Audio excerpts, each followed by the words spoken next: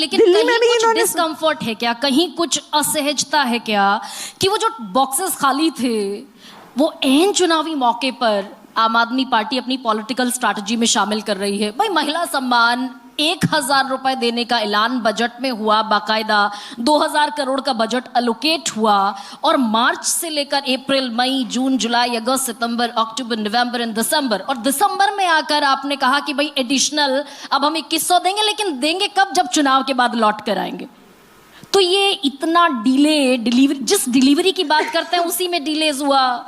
देखिए, आपको भी पता है कि आम आदमी पार्टी की सरकार के काम रोकने की कोशिश जिस तरह से हुई है, मुझे लगता है कि देश के इतिहास में किसी पार्टी को इतना परेशान नहीं किया गया होगा।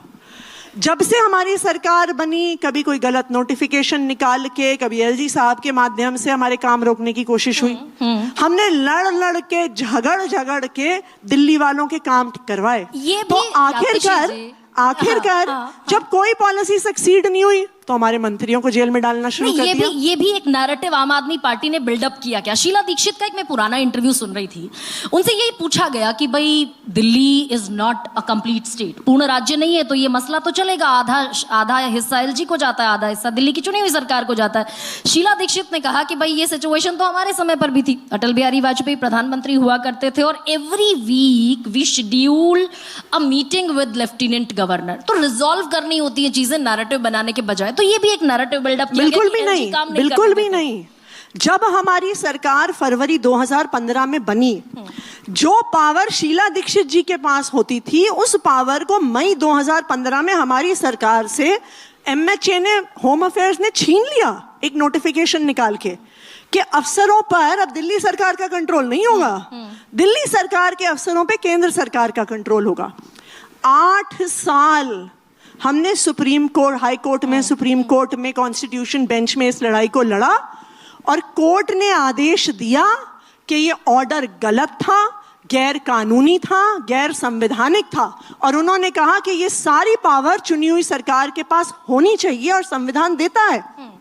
उसके बाद बीजेपी ने क्या किया? 8 साल की कानूनी लड़ाई के बाद 8 दिन के अंदर वो फिर से एक कानून लेके आ गए हमारी पावर छीनते हुए। तो देखिए, बीजेपी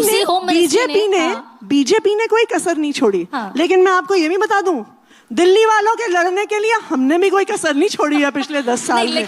और आप इस बात को देखिए, जैसे मैं आपको एक बात बताती हूँ, चलिए हम तो आधे राज्य की आधी सरकार है, भारतीय जनता पार्टी की तो 20 राज्यों में सरकार है, 22 राज्यों में सरकार है।